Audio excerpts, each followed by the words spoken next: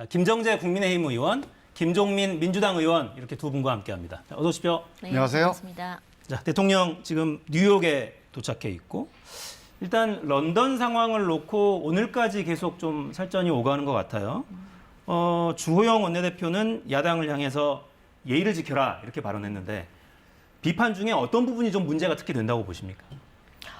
비판은 좀 지나친 비판 같습니다. 저는 이번 맨 처음에 여기가 조문 취소다, 뭐 그다음 홀대론이다 이런 게 나왔는데요. 사실은 조문 취소가 아니고 조문록 작성이 좀 연기가 된 겁니다. 네. 지금 그날 여기에 지금 모인 인파가 100만 명입니다. 그리고 2천여 명이 지금 장례식을 참석을 하고요.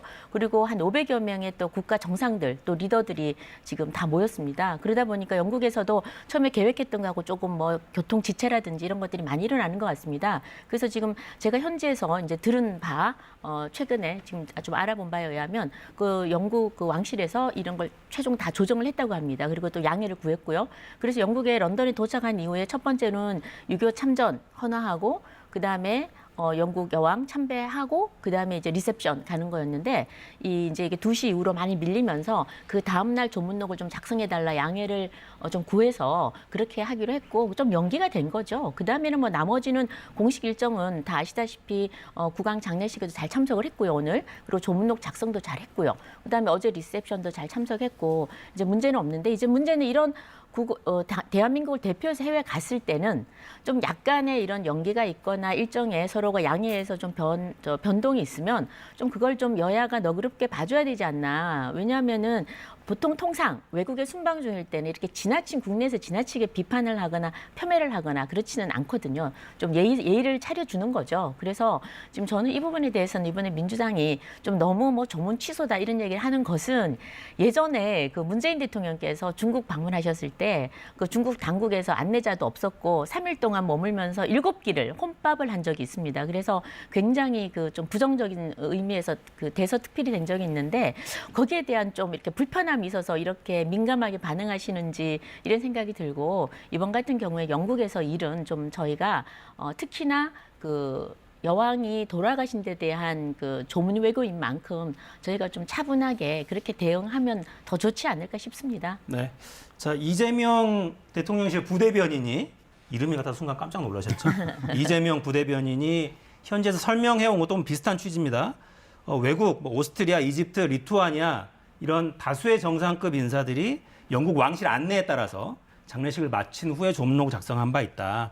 왕실 요청에 따라서 그렇게 된 거다. 여러 차례 설명을 하고 있긴 합니다. 저는 그 이런 외교 행사나 그 일정 가지고 우리가 뭐 정치적인 논쟁을 벌이지 말자. 이거는 전 동의하고요. 근데 한 가지 제가 걱정스러운 거는 우리 윤석열 정부의 이 그 국정 관리 차원에서 이게 왜 이런 일이 벌어지지 하는 걱정이 드는 게 있어요. 그러니까 지금 이번도 현지의 돌발 상황 때문에 늦춰졌다. 그러면 그거 가지고 뭐 서로 뭐 트집 잡거나 이거 가지고 정치적으로 공방 벌일 필요는 없다고 보는데 문제는 이게 이미 다 예정돼 있던 일정인데 이거를 우리 외교부나 아니면 우리 비서실 당국이 제대로 관리가 안 돼서 출발 시간을 몇 시간만 당겼어도 이게 일정대로 가능했던 건데 이미 영국에서는 3시 이후에는 안 된다라고 고지가 됐던 일정인데 우리가 그 시간에 맞추겠다고 가놓고서 못 간 거예요. 그러니까 이거를 만약에 우리가 제 시간에 갔는데 갑자기 교통 상황이 발생해서 못 갔으면 상관이 없는데 이미 영국에서는 3시 이후에는 다음 날 해야 된다고 고지가 됐던 일정이거든요. 근데 우리는 그 이전에 가서 한다고 의도를 갖고 간 거예요. 이게 안 맞은 거죠. 그래서 저는 이런 문제들이 지금 우리 대통령 비서실이 뭔가 제대로 작동되지 않고 있다는 우려가 있는 거예요. 그래서 그 점에 대해서는 한번 돌아봐야 돼요. 그러니까 이걸 가지고 여야가 공방하는 거에 대해서는 저는 바람직하지 않다는 것은 동의하지만 이 안에 있는 문제 제기의 내용이 단순히 조문을 했냐 안 했냐가 아니고 적어도 일국의 정상의 해외 일정이면 예정된 대로 가야 국민들이 안심할 수가 있어요. 근데 이게 작동이 안 된다고 하는 것은 이 정상 외교 일정 내지는 비서실의 지금 운영에 뭔가 심각한 문제가 있다. 이번에 영빈관 800억 이 예산하고 맞물려서 지금 윤석열 대통령 비서실이 제대로 작동되고 있는지, 정상적으로 되고 있는지, 아니면 뭔가 정상이 아닌 다른 컨트롤 타워에 의해서 뭔가 개입돼서 뭔가 이렇게 혼조 상태에 있는 거 아닌지, 이런 우려가 사실은 제일 걱정스러운 거예요. 네, 영빈관 문제는 좀 이따 다시 논의를 저희가 좀 하기로 하고, 네. 그러니까 이거 같아요. 만약에 국가 원수가 이제 움직이는 상황이 됐을 때 뭔가 플랜 A로 안 될 수 있잖아요. 계획했던 대로. 그럴 때 과연 다른 걸 고려할 수 있는 우리가 플랜 B, C, D가 있느냐, 그게 마련돼 있느냐, 이제 이런 부분을 주로 비판하는 것 같고, 또 이런 비판이 나오는 건 그거죠. 도로 상황 이야기를 많이 했는데 마크롱 대통령은 길 막히니까 걸어서 가서 이제 참배하는 모습 노출이 됐고, 저게 좀 화제가 됐죠. 경호원들 총 들고 워낙 인파가 많으니까 돌발 상황에 대비하느라고 저런 모습으로 갔어요. 운동화 차림으로 내외가 움직이는 모습도 노출이 됐습니다. 그래서 좀 여러 시나리오를 대비하는 그런 거는 좀 있어야 하지 않냐, 그게 왜 없었느냐, 이런 비판은 어떻게 들으세요? 그 부분에 대해서는 지금 다 마찬가지인데 이게 지금 시간이 늦게 도착해서 이런 사태가 벌어진 게 아니고요. 다 제때 했습니다. 그런데 영국에서도 왕실에서 준비를 할 거 아닙니까? 그러니까 모든 거를 왕실에서 처음에 계획한 대로 한 겁니다. 근데 거기서 돌발 상황이 일어난 거죠. 그래서 양해를 구해온 겁니다. 그 왕실에서 굉장히 예우는 최고 예우를 해줬고요. 본인들도 아마 우리 마크롱 대통령은 제가 정확하게 확인은 안 했지만 2시 이전에 이제 온 그 각국 정상들 들어와서 참배할 정상들과 조금 내일로 좀 수년했으면 좋겠다고 하는 거를 미리 알려왔겠죠. 그래 알려와서 지금 한국은 내일 좀 해달라라고 왕실에서 요청이 와서 한 것이고, 그리고 또 냉정하게 얘기하면 조문록에 소위 말하면 이제 우리가 방명록을 쓰듯이 조문록에 글을 남기는 겁니다. 글을 남기는 것이 국왕 장례를 치르고 난 다음에 하든 전에 하든 큰 차이는 없죠. 그리고 그거는 영국의 왕실에서 그런 이 일정을 조율을 하면서 조금 양해를 구할 때는 저희가 그 양해 또 따라주는 것이 그게 또 예의라고 생각을 하고요. 아마도 마크롱 대통령은 거기서 지금 웨스트민스터까지 다 이제 걸어가는데, 네. 다 걸어갈 수밖에 없으면 누구나 다 걸어갑니다. 다 걸어가는데 아마 그 시간이 2시 이전이어서 들어와서 참배를 하라라고 했기 때문에 한 거고, 저희는 내일로 좀 수년을 해달라 그래서 한 거니까 이 부분 가지고 저는 더 이상 너무 이렇게 우리가 그 뭐 외교 결례라든지 이런 식으로 얘기하면 우리 대통령 비판하는 걸 넘어서서 영국 정부 또 영국 왕실에 대해서 우리가 그 좀 비판하는 게 아닌가. 그래서 좀 너무 누워서 침 뱉기다. 그래서 이쯤에서 이것은 좀 마무리됐으면 어떨까 그런 생각이 듭니다. 혼날 거는 정말 혼나야 된다고 생각을 해요. 근데 이 부분은 지금 여러 가지 왕실하고 조율을 한 끝에 한 거기 때문에 뭐 다른 혼날 거 있으면 그때는 혼나겠습니다. 특별히 더 덧붙이진 않으시는군요. 네, 알겠습니다. 네, 뭐 이 얘기 길게 할 건 없어요. 네, 근데 네. 앞으로 하여간 이게 외교 일정이라든지 비서실 지금 일하는 데서 이렇게 뭔가 좀 불안한 요소들 이런 게 너무 반복되고 있다. 이 점에 대해서는 우리 김정재 의원님도 지금 심사숙고를 하셔서 네. 방송에서는 얘기 안 해도 좀 쓴소리 좀 하고 그러세요. 지금 네, 답답해 지금 걱정이에요. 또 내부 총질 문자 받으면 안 되니까요. 하겠습니다. 네, 알겠습니다. 자, 현지에서는 왕실과 일정 조율 속에 진행된 거다라는 설명을 계속 해오고 있습니다. 근데 초반에 그런 거죠. 저희는 이제 기자들이니까 순방단의 기자들이 이제 동행 취재를 하고 있고, 기자단의 최초에 설명한 게 교통 상황만 이야기를 했거든요. 그렇기 때문에 플랜 B, C, D 없이 그럼 길 막힐 거라는 거 모두가 다 알고 있는데 영국 정부에서 계속해서 이야기했는데 그거를 지금 이야기하는 게 온당한가, 이런 판단이 있었고, 그래서 좀 길게 온 것 같아요. 근데 왕실의 요청 이 부분이 설명이 되니까 상당 부분 의문은 좀 해소되는 것 같기도 합니다. 자, 이제 내일 새벽 1시 반쯤 윤 대통령이 유엔 총회에 이제 연설을 하게 되는데, 유엔 총회 연설 내용도 아마 대략 좀 알려지고 있어요. 글로벌 공급망 구축, 자유 뭐 이런 부분 되게 강조할 거라고 이야기가 나오고 있고, 이제 글로벌 리더 국가가 된 대한민국 역할 이런 것도 강조하겠다. 또 유엔이 어떤 역할을 할 거냐, 이런 이야기도 좀 할 걸로 전해지고 있고요. 어떤 부분 좀 주목하십니까? 이번 대통령의 유엔 연설. 저는 이제 이 글로벌 이슈에 대해서는 글로벌 공급망 구축이라고 하는 게 이제 양가가 있는 거거든요. 그러니까 미국 중심의 글로벌 공급망 구축에 우리가 참여하자는 거에 대해서 큰 이견은 없을 것 같아요. 이게 우리의 국익에도 부합이 되고. 네. 근데 문제는 그 과정에서 중국과 러시아의 관계를 어떻게 할 거냐. 이 문제에 대해서 정무적, 외교적으로 잘 관리해야 될 책임이 현 정부에 있는 거예요. 그래서 그런 점을 우리 윤석열 정부가 잘 감안하고 있는지, 또 그런 거에서 부작용들을 미리 대비하고 있는지, 이런 점에 대해서 좀 주문을 드리고 싶고, 그러니까 나중에 사고 날 거를 막 질르면서 가면 안 된다. 이 점에 대해서 좀 당부를 하고 싶고요. 근데 세계에서 대한민국 대통령이 글로벌 이슈에 대해서 얘기하는 게 의미는 있으나 그게 지금 현재 질서를 좌우하지는 못할 거 아닙니까? 그런 정도는 아닐 것 같고 우리 입장을 얘기하는 건데, 그러면 대한민국 대통령이 갖고 있는 차별성은 뭐냐? 사람들이 주목하고 있는 메시지 포인트는 뭐냐? 결국 북핵 문제예요. 이 북핵 문제에 대해서 지금 윤석열 대통령이 담대한 구상을 얘기를 계속해요. 근데 오늘도 우리 외교안보 관련된 대정부 질문을 보니까 담대한 구상이 별로 담대하지 않아요.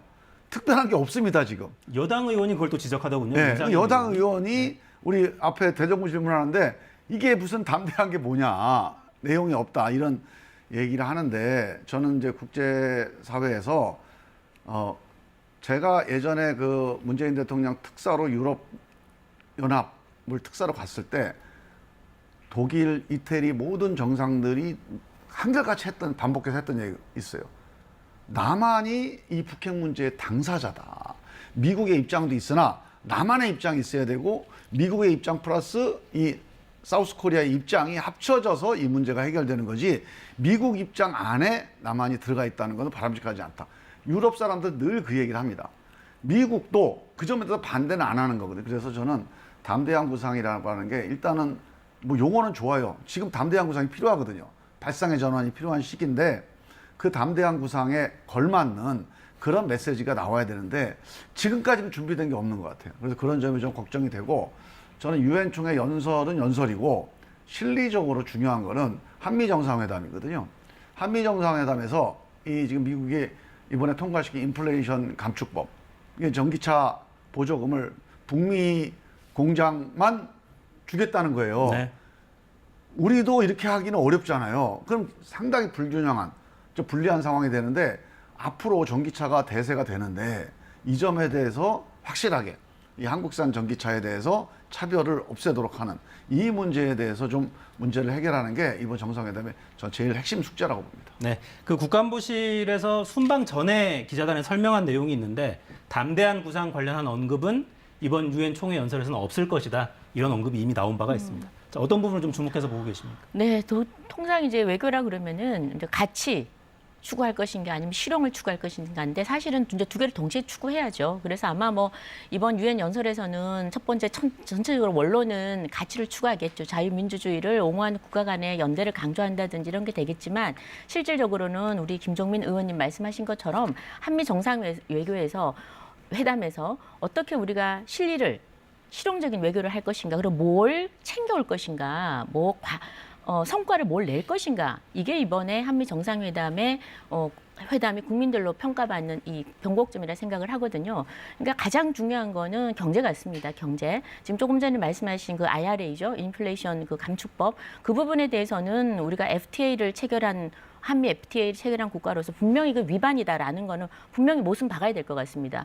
지금 그 바이든 정부가 IRA를 지금 11월 선거 때문에 국내적으로 굉장히 포퓰리즘적으로 뭐 많이 표를 얻어야 되기 때문에 밀고 나갈 거지만, 그럼에도 불구하고 지난 5월에 분명히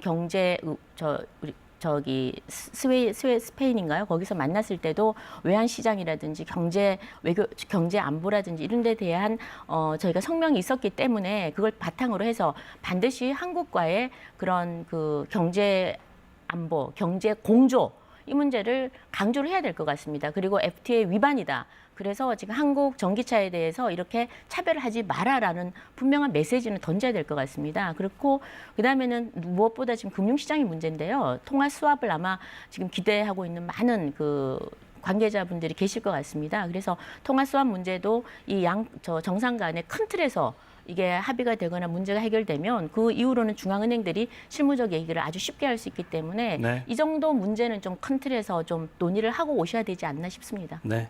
근데 이런 이야기를 한다고 11월 중간선거 앞둔 바이든 대통령이 어떤 답을 내놓을 수 있을지 국내 정치 무시할 수가 없으니까요. 지켜봐야겠어요. 그러니까 양당 다 그 이야기는 동일하게 하시네요. 네. 인플레이션 감축법 관련한 전기차, 그러니까 결국에는 한국산 전기차 가격이 1,000만 원 더 비싸게 되는 거니까 네.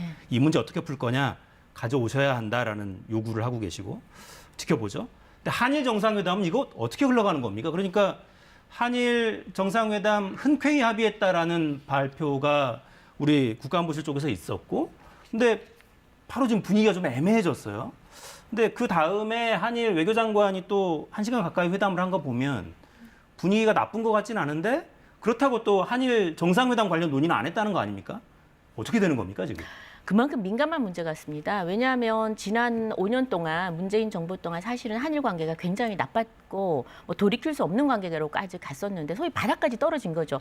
이걸 다시 회복하려고 그러면은 단순히 그냥 그 외무 장관들 만나서 실무회담 좀 하고 외무장관 만나고 정상 바로 만난다. 이렇게 바로 직선 코스로 가기는 저는 쉽지 않을 것 같습니다. 굉장히 난관이 많을 것 같고 지금 서로 약간의 조율은 됐다 하더라도 이걸 사실 외교 관례상 이게 동시에 발표를 해야 되는데 우리가 조금 먼저 어떤 확답을 듣고 얘기한 게 저는 그건 약간의 미스가 있었던 것 같습니다. 굉장히 세심한 외교가 필요한데 그랬던 것 같고 일본 입장에서는 지금 사실은 저 해결해야 될 사전적인 문제들이 명쾌하게 해결된 게 아직은 없습니다. 이런 상황에서 지금 보수에서 반대하고 있는 이 한일 정상회담을 그냥 일방적으로 발표한다라는 거는 굉장히 부담이 될 것 같고요. 또 특히나 여기가 그 내각 책임제입니다. 그래서 그 의회에 또 보고도 하고 일정 정도는 거기에 그 사전적으로 승인도 좀 받아야 되고 그런 많은 문제들이 좀 있는데 그런 것들이 조금 진행이 되고 난 다음에 동시에 발표했으면 좀 더 매끄럽지 않았을까 생각은 들고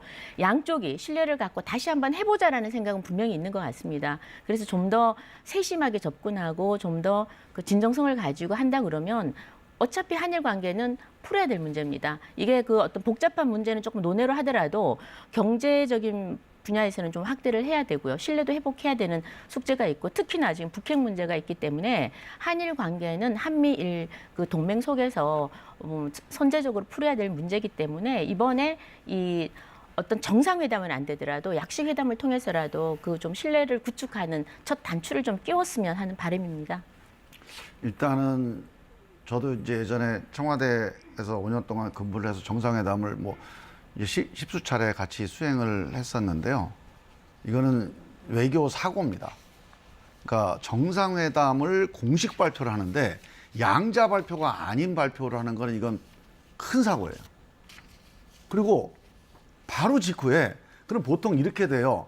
약간의 실무적인 착오면 시차 발표를 하는 경우도 있어요. 미국하고 경우에는 이제 그런 경우가 가끔 있거든요. 뭐 이제 우리 그 시차가 날짜 변경선이 지나기 때문에 생기는 문제도 있고 또는 이슈의 중요성 자체가 좀 다르기 때문에 시차 발표가 생기는 경우가 가끔 이것도 생기면 사고라고 그래서 엄청 또 뭐 비판도 받고 되게 이제 지적을 받았는데 바로 직후에 일본에서 아니라고 계속 주장을 해요. 네, 부인해 버렸죠. 이거는 엄청난 사고입니다. 그래서 저는 이게 왜 이랬을까? 이거를 그냥 대충 넘어가려고 그러면 안 되고, 이거는 우리가 이제 방송에서 우리 여야 간에 이렇게 막 논쟁할 사안이 아니라 여당하고 정부하고 정말로 조사해 봐야 됩니다. 왜 이런 일이 벌어지는지.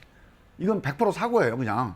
뭐 원인, 이런 거는 한번 알아보시고, 왜 이런 사고가 나왔고, 다음에 이런 사고 또 나오면 정말로 큰일이 벌어질 수 있어요. 그래서 저는 이 점에 대해서는 이건 사고다라고 접근을 해서 이게 무슨 정상회담이야 약식회담이다. 일단 30분 정상회담 자체가 약식회담이에요. 유엔 총회 가서 30분 이상 할 수가 없습니다. 약식회담을 하기로 했는데 그걸 안 하겠다고 하는 거 아닙니까? 그래서 일본에서 나오는 얘기가 지금 그냥 스탠딩 미팅 하겠다는 거예요. 서서 이건 정상회담이 아니에요, 사실. 그래서 저는 이거를 만약에 전개된다고 하면 이 과정에서 왜 이런 일이 벌어요? 혹시라도 제가 추정하는 건 이런 가능성이 있어요. 저는 한일 관계를 풀겠다는 윤 정부의 의지는 저는 의미가 있다고 봐요. 그러니까 문재인 정부 때 한일 관계가 상당히 악화돼 있었잖아요. 그럼 다음 정부가 들어서면 사실은 바톤 터치 의미에서 새로운 모멘텀이 만들어지는 건 외교적으로 저는 기회라고 봐요. 문재인 정부는 해오던 게 있기 때문에 쉽지가 않았던 거죠. 그렇다면 이걸 살리는 건 좋은데 마치 문재인 정부가 잘못해서 못했고 우리는 잘할 수 있다 이런 생각에 조급하게 이거를 추진하다가 이런 사고가 났다면 이건 상당히 빨간불입니다. 그래서 저는 문재인 정부는 나름대로 외교적인 노력을 해봤으나 안 됐기 때문에 새로운 정부는 문재인 정부의 연장에 있긴 하지만 새로운 모멘텀을 만들기 위해서 새로운 노력을 하겠다 이런 자세로 접근을 해야지 문재인 정부는 잘못했기 때문에 우리가 잘해보겠다. 그러다가 속도 내거나 아니면 일본하고 좀 불리한 교섭을 하거나 이럴 가능성이 있거든요. 절대 이렇게 가면 안 됩니다. 그래서 기회는 살리되 새로운 모멘텀은 살리되 일본과의 관계에서 불리한 혹은 뭐 굴욕적인 그런 접근을 하면 안 되는데 이번 정상회담 사고가 그런 거에 한 단면 아닐까? 그런 걱정이 좀 있어요. 그러니까 전반적으로 대통령실의 어떤 보좌 기능, 정책 기능에 뭔가 문제가 있는 거 아니냐는 판단을 계속해서 하시는 것 같은데 어떠십니까? 그러니까 사고라고 완전히 규정을 하셨어요? 그러니까 저는 사실은 이 안에 팩트 관계를 우리가 정확하게 지금 알 수는 없지 않습니까? 네. 이 자리에서. 근데 우리 지금 관계자 말에 외교 관계자 말에 의하면 의제와 일정은 사실은 합의가 됐다 그랬는데 저는 이런 것 같습니다. 의제와 일정이 합의가 되더라도 우리도 여야도 그렇습니다. 뭘 하자고 해도 이걸 언제 발표할지 어떤 방식으로 할지는 또 서로가 알아볼 것을 알아보고 그게 확정되면 동시에 하는 경우가 많습니다. 아무래도 여기에 대한 논의가 좀 부족하지 않았나 그게 사고예요. 그런 생각이 100% 듭니다. 사고입니다. 그러니까 뭘 그거를 뭐 사고라고 표현할 수 아직은 팩트를 모르니까요. 저희가 팩트가 만약 그렇다 아니, 저쪽이 그러면 부인했기 때문에 그러니까 이게 팩트잖아요. 그러니까 일본이 어떤 예를 들어서 분명히 하기로 했는데 일본이 예를 뭐 의회와 조율이 잘 안 됐다든지 아니면 보수층이 반대가 심했다든지 이런 걸 인식해서 말 바꾸게 했을 수도 있는 겁니다. 이건 아직 저희가 정확하게 모르기 때문에 저는 지금 정부를 두둔하려고 그러는 게 아니라 저희가 토론을 할 때는 사실은 팩트에 근거를 해야 되는데 아직은 팩트를 정확하게 알 수 없기 때문에 저도 추정입니다. 그러니까 저도 추정이고 그리고 양 당사자의 말이 어느 쪽이 옳은지 아직 알 수 없기 때문에 그러나 적어도 일본은 부인하고 항의를 했고 지금 우리 정부는 노 코멘트를 일관하고 있기 때문에 이 부분에 대해서는 앞으로 더 이렇게 더 만약에 서로가 논쟁을 할 경우는 관계가 더 악화되기 때문에 저는 이쯤에 사는 건 맞다고 보고요. 의원님 말씀에 저는 100번 동의하는 건 뭐냐면 비록 문재인 정부 때 여러 가지 위안부 문제라든지 강제징용 배상 문제라든지 아니면 뭐 많은 한일 간의 관계가 최악으로 갔었습니다. 뭐 조국 장관은 뭐 죽창가를 불러라 그러고 정말 친일 반일로 국민을 가르고 최악으로 갔었습니다. 그럼에도 불구하고 다음 정부가 들어섰을 때 다시 관계 개선하려고 할 때는 절대로 첫 번째 조급해서는 안 된다는 말은 전 100번 동의하고 외교 문제는 정말 세심하게 접근을 해야 되고 그다음에 지금 일본의 입장도 우리가 충분히 이해해 주면서 또 국내 정치와 함께 돌아가기 때문에 지금 국내 정치가 거기도 아베가 사망하고 지금 보수층으로부터 지금 현재 총리가 굉장히 지지율이 떨어지고 있거든요. 네, 30%가 안 되더군요. 예. 그래서 이런 모든 것들 우리가 고려해서 상대국의 입장을 생각해 가면서 이런 의제와 일정도 조율하고 또 그 이후에 어떤 사고가 발생했을 때도 같이 함께 조율해가면서 대응하는 게 그게 낫지 않을까 향후를 위해서 그렇게 생각을 합니다. 네. 제가 이 한일 관계에서는 뭐 연장선에서 한마디만 덧붙이면 지금 일본이 윤석열 정부 출범 이후에 외교적으로 상당히 의미 있는 메시지를 내보내요. 그 메시지가 뭐냐? 문재인 정부는 정말 최악이었다. 그러니까 문재인 정부하고 완전히 달라져야 일본하고 대화할 수 있다. 이런 식의 정치적인 메시지를 내보냅니다. 여기에 우리가 말리면 이게 사고 나는 거예요. 그래서 이 문제에 관해서는 문재인 정부의 외교는 기본적으로 그 보수 진보를 떠나서 결국 같이 가는 거 아닙니까? 그럼요. 그러면 국익이니까요. 연장선상에서 이때 새로운 정부가 생겼으니까 우리가 다시 얘기해보자. 이런 정도로 말미를 주는 수준에서 가야지. 맞아, 문재인 정부 잘못했어. 우리 다시 해보자. 뭐 니네들하고 우리 뭐 얘기가 돼. 이런 식으로 딱 길을 열어버리잖아요. 그러면 일본이 그 문정부와 윤정부 사이를 틈새를 파고들면서 외교적으로 우리가 되게 혼란스러워질 수 있다. 이 점에 대해서 우리 윤석열 정부에서 외교적으로 꼭 감안을 해줬으면 좋겠답니다. 네. 외교 정말 어렵습니다. 네. 원칙도 지켜야 하고 프로토콜도 따져야 하고 와중에 실리를 또 가장 크게 챙겨와야 되는 게 외교이기 때문에 하나하나 섬세해야 돼요. 먼저 대뜸 정상회담 하기로 했다 발표한 건 정말 이례적이긴 합니다. 네, 주제를 바꾸죠. 대통령실의 영빈관 신축 대통령이 철회 지시했죠. 근데 논란이 계속됩니다. 영상 보고 이어가겠습니다. 영빈관 짓는 예산 878억 알고 계셨냐고 묻습니다.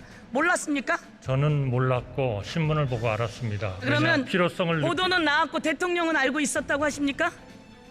저는 대통령하고 그 문제를 논의할 시간은 없었습니다. 다만 분명한 거는 대통령님께서 당초의 취지, 보고를 받으시고 이 문제에 대한 보고를 언론에 제기돼서 보고를 받으시고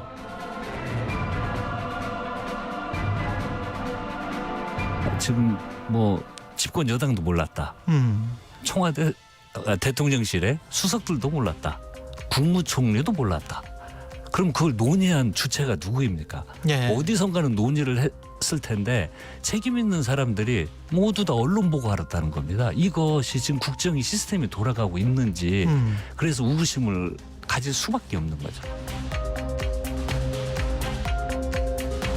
이게 얼마나 이 코미디 같은 일이 벌어집니까? 이 총리님이 국가 예산안에 들어가 있는 숫자, 그것도 중요한 영빈관 관련 예산을 모르셨다 이렇게 말하는 거 보고 모골이 소연해졌다 이 얘기 듣고 제가 더 모골이 소연해졌어요 지금.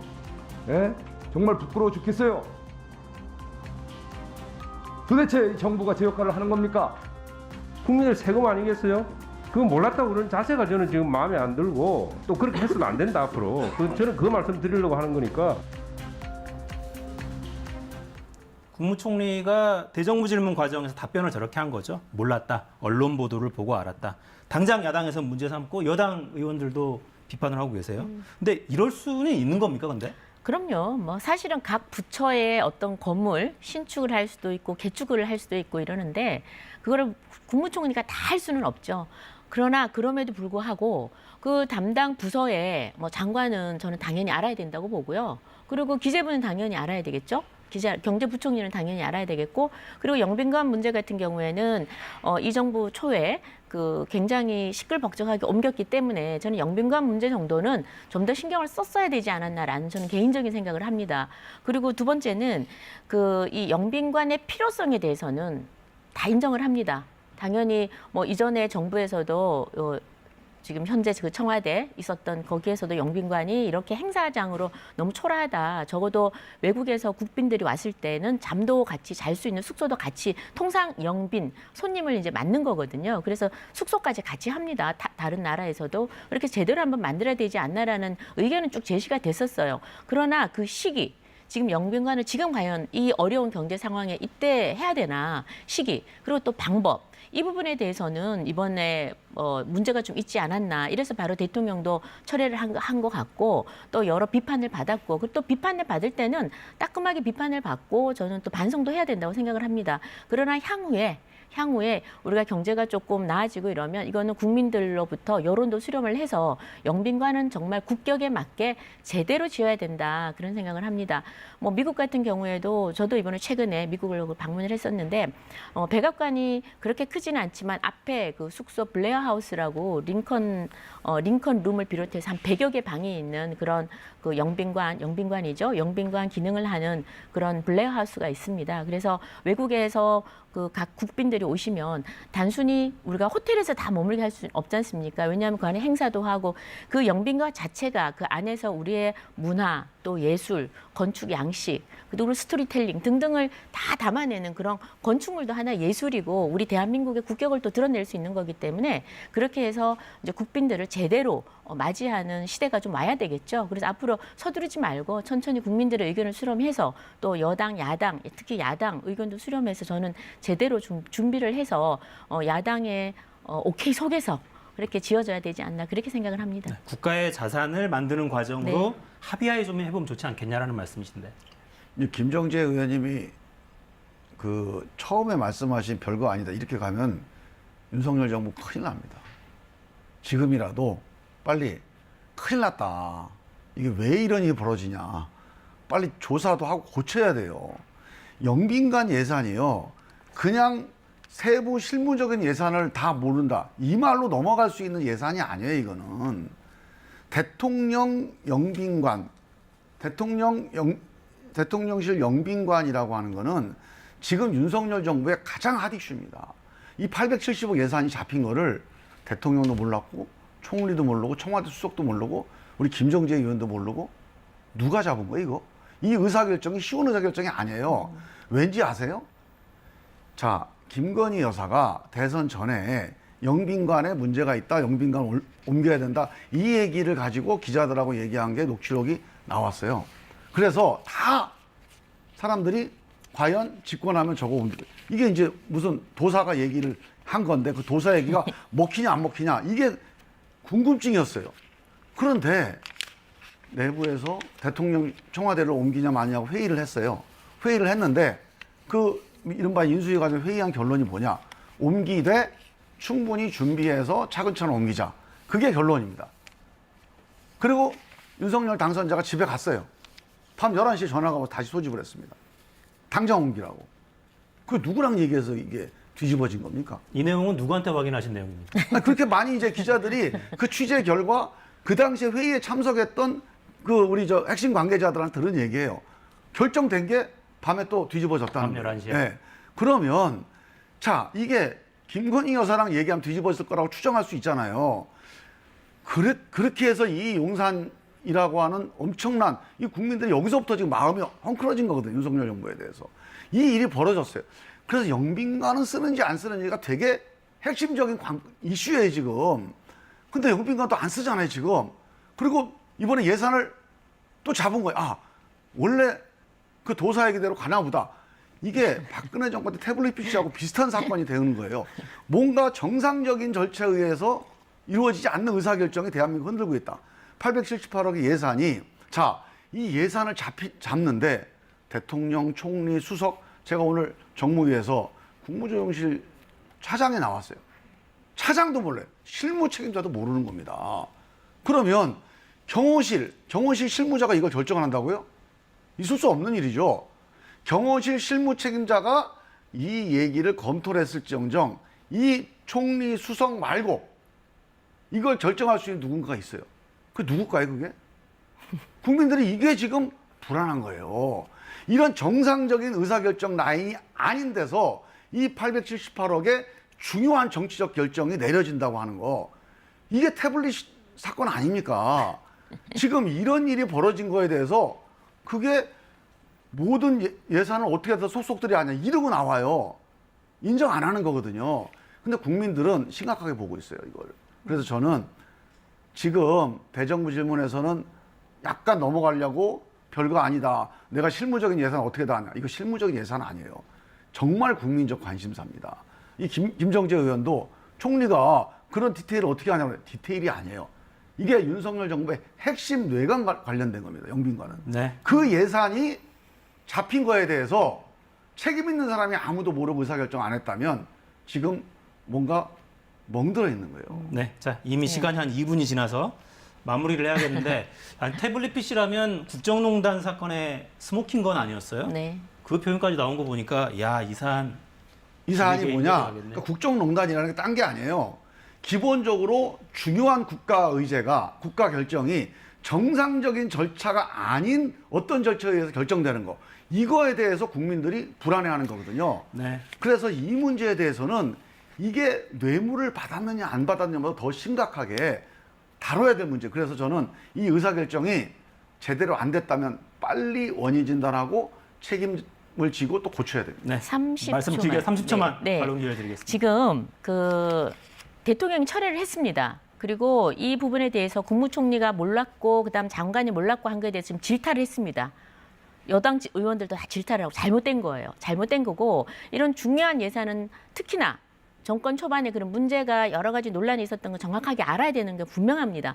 그럼에도 불구하고 국가 예산은요, 어디 숨겨서 무슨 도사가 넣는 게 아니에요. 지금 저는 시사 토론 프로 나온 줄 알았더니 갑자기 이상한 연애 프로그램으로 가시는데 이거는 기재부에서 넣는 예산이고요. 그다음 우리가 심사를 합니다. 국회에서 지금 같은 논의를 하고 당연히 잘못된 예산은 뺍니다. 그런데 국가에서 정부에서 넣은 예산이 잘못이라 그러면 정부에서 당연히 편성해서 먼저 제외를 해야 되겠죠. 네. 그래서 질타는 받아도 되나 이런 부분을 기승전 또 김건희 여사로 가고 계속해서 김건희 여사와 연결을 했다가는 결국 민주당도 김건희 덫에 갇혀서 국민들로부터 따돌림을 당할 수밖에 없다는 아니, 얘기입니다. 제가 한 가지만 여쭤볼게요. 냉정하게 자, 좀 바라. 기재부가 결정하는 게 아니에요. 이런 예산은. 기재부가 대통령이나 예산을 총리나 넣어야죠. 청와대에서 결정해야 되는데 누가 결정한 겁니까? 그거 좀 청와대에서 가르쳐 주세요. 청와대 누가 결정한 건물이니까 당연히 청와대에서 당연히 그 결정을 하겠죠. 누가 결정했어요? 그러니까 굴적 결정을 한 사람은 아직까지 없대요. 지금 구체적으로 수석들도 결정 안 했대요. 그거는 저희가 앞으로 질의 시간에 저희 운영위가 열리니까 운영위에서 충분히 논의를 저는 할 거라고 보고요. 근데 이런 뭐 충분히 논의를 해서 물으면 답이 나올 수 있는 거를 마치 오늘 아니, 하늘날에 물어봤는데 답이 안 나오니까 지금 도사가 답답한 있다는 거예요, 둥 지금. 무슨 또 네. 구판이 벌어진다는 둥 이런 식의 김정재 한 의원님이 번으로 족하다는 거죠. 답이 답이 없다면 한 번으로 족하다는 거죠. 자, 지금 마무리하겠습니다. 제대로 의사결정이 안 된 거예요, 이거는. 이 내용만 가지고 한번 토론을 해야겠네요. 구체적인 근거를 좀 가지고. 한번 조사 한번 해봐야 됩니다, 이거. 네. 네. 또 국정조사 말씀 꺼내시네요. 네. 마무리하겠습니다. 김종민, 김정재 의원 두 분이었습니다. 고맙습니다. 예. 감사합니다.